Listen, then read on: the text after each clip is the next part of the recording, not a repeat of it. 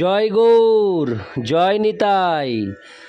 আজ 7ই আষাঢ় 1432 ও 22শে জুন 2025 রবিবার, একাদশী যোগিনী ও অম্বুবাচী।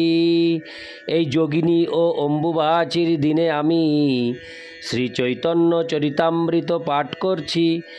আজ আমি পাঠ করছি শ্রী চৈতন্য চরিতামৃতের মধ্যলীলা প্রথম খণ্ড পঞ্চম পরিচ্ছেদ সাক্ষী গোপালের কাহিনীর শ্লোক 82 থেকে 100। নারায়ণ হে নারায়ণ, ভবভয়হরণম নারায়ণ।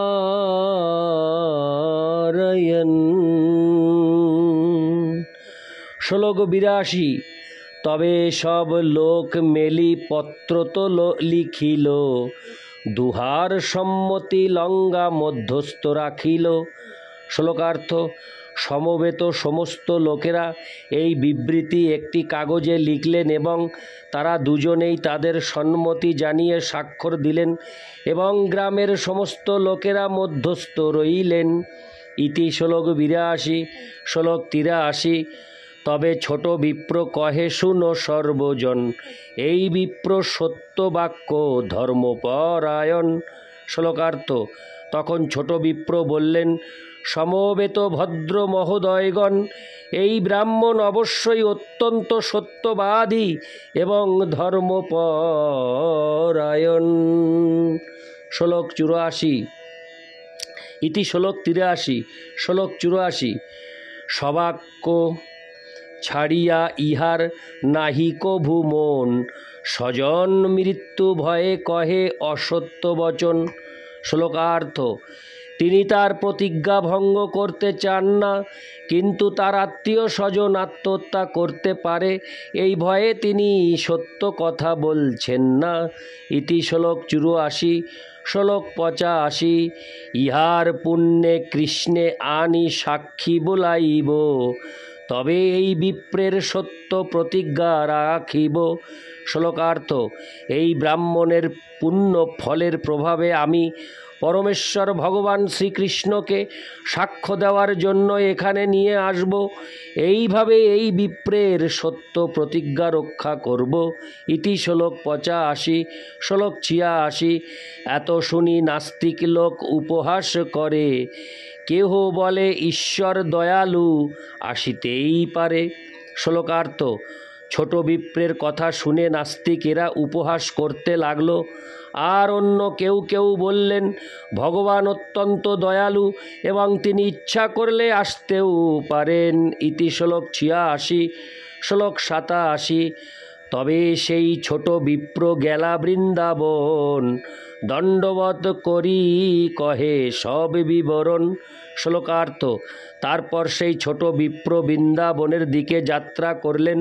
বৃন্দাবনে পৌঁছে তিনি গোপালকে তার সশ্রদ্ধ দণ্ডবত প্রণতি নিবেদন করলেন এবং তারপর তাকে সমস্ত ঘটনা শোনালেন। ইতি শ্লোক 87। শ্লোক 88। ব্রহ্মণ্যদেব তুমি বড় দয়াময়, দুই বিপ্রের ধর্ম রাখো হঙ্গা সদায়। হরে কৃষ্ণ। হঙ্গা সদয়। শ্লোকার্থ: তিনি বললেন, হে প্রভু, আপনি ব্রহ্মণ্য সংস্কৃতির রক্ষক এবং আপনি অত্যন্ত দয়াময়, তাই দয়া করে আপনি আমাদের দুজনেরই ধর্ম রক্ষা করুন। ইতি শ্লোক 88। শ্লোক 89। কন্যা পাব মোর মনে ইহা নাহি সুখ, ব্রাহ্মণের প্রতিজ্ঞা যায় এই বড় দুঃখ। শ্লোকার্থ: হে প্রভু, কন্যা লাভের আশায় যে আমি সুখ অনুভব করছি তা নয়, ব্রাহ্মণের যে প্রতিজ্ঞা ভঙ্গ হচ্ছে এই জন্যই আমার দুঃখ।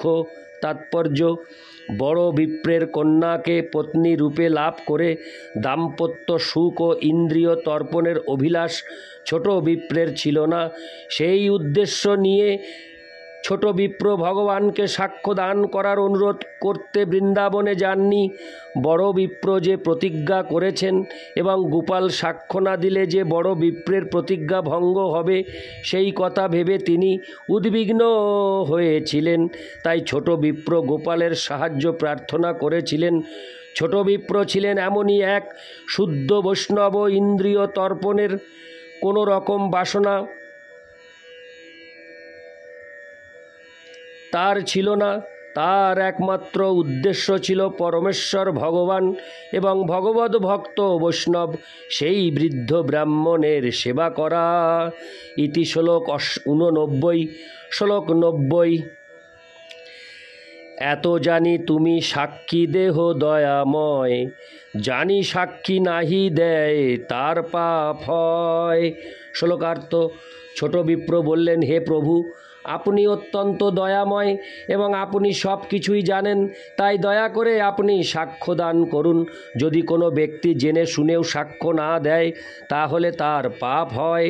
তাৎপর্য: ভগবানের সঙ্গে ভক্তের আচরণ অত্যন্ত সরল।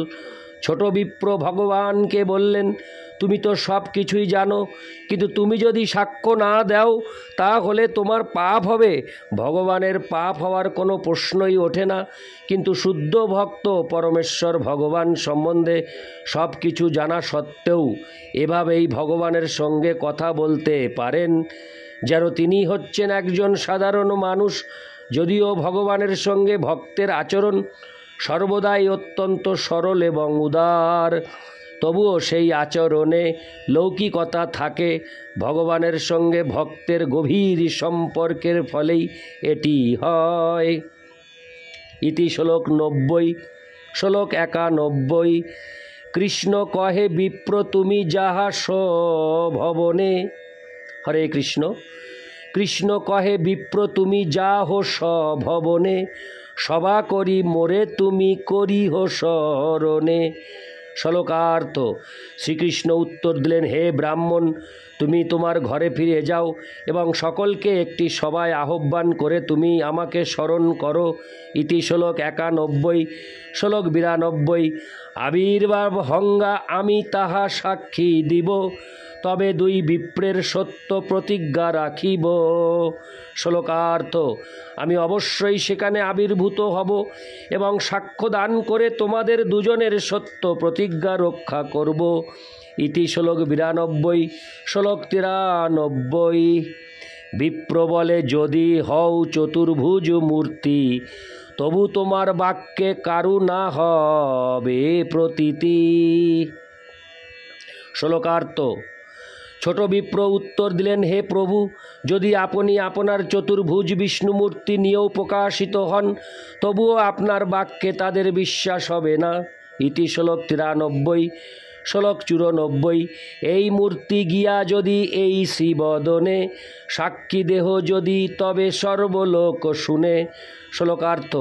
আপনি যদি আপনার এই গোপাল রূপ নিয়ে সেখানে যান এবং আপনার এই শ্রীবদনে সাক্ষ্য দান করেন তাহলে সকলে তা বিশ্বাস করবে।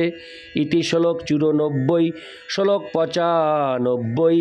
কৃষ্ণ কহে প্রতিমা চলে কোথাও না শুনি, বিপ্র বলে প্রতিমা হঙ্গা কহ কেনে বাণী। শ্লোকার্থ। শ্রীকৃষ্ণ বললেন, প্রতিমা যে এক জায়গা থেকে আর এক জায়গায় চলতে পারে এ কথা কোথাও শোনা যায়নি। ব্রাহ্মণ তখন উত্তর দিলেন, হ্যাঁ তা ঠিক, কিন্তু প্রতিমা হয়ে আপনি কেন কথা বলছেন। ইতি শ্লোক 95।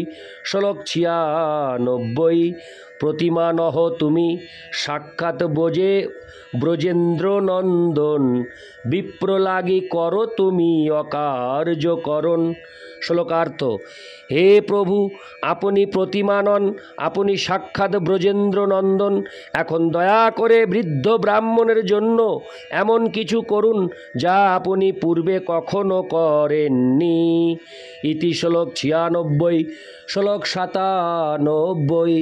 হাসিঙ্গা গোপাল কহে শুনো হবে ব্রাহ্মণ, তোমার পাছে পাছে আমি করিব গমন। শ্লোকার্থ। শ্রী গোপাল তখন হেসে বললেন, ব্রাহ্মণ, তোমার পেছনে পেছনে আমি যাব।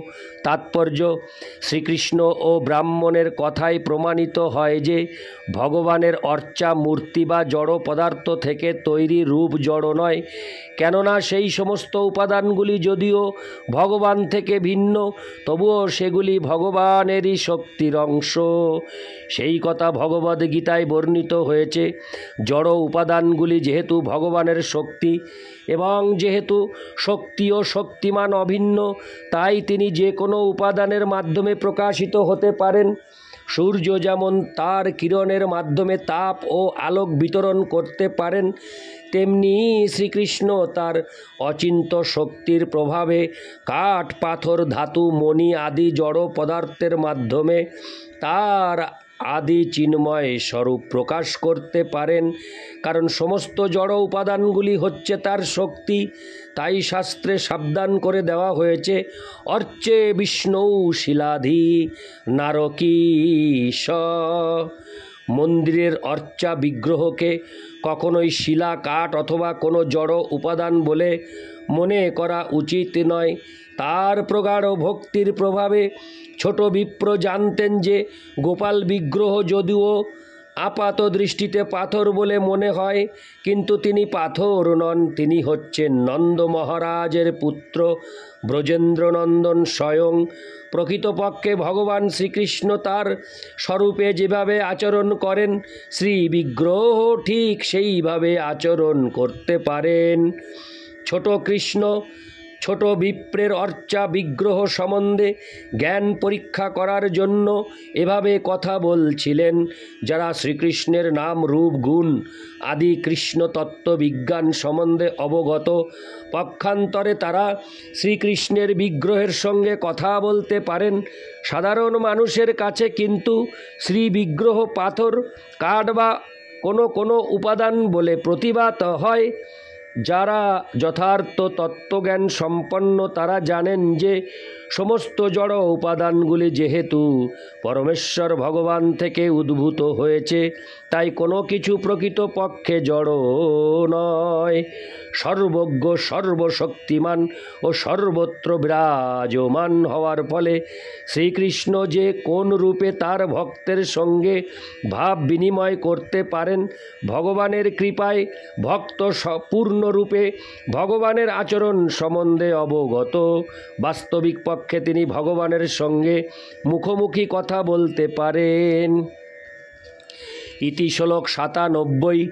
শ্লোক 98। উলটিয়া আমা তুমি না করিহ দর্শনে, আমাকে দেখিলে আমি রহিব সেই স্থানে। শ্লোকার্থ। ভগবান বললেন, তুমি পিছন ফিরে আমাকে দেখার চেষ্টা করো না, আমাকে দেখলে আমি সেখানেই রয়ে যাব। ইতি শ্লোক 98। শ্লোক 99। নূপুরের ধ্বনিমাত্র আমার শুনিবা, সেই শব্দে আমার গমন প্রতীতি করিবা। শ্লোকার্থ। আমি যে তোমার পেছন পেছন যাচ্ছি তা তুমি বুঝতে পারবে আমার নূপুরের শব্দ শুনে। ইতি শ্লোক 99। শ্লোক 100।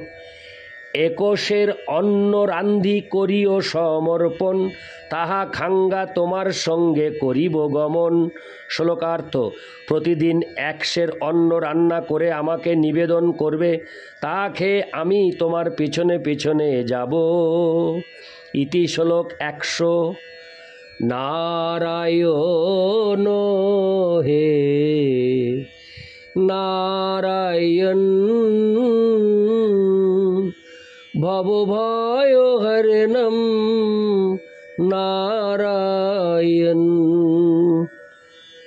জয় গৌর, জয় নিতাই।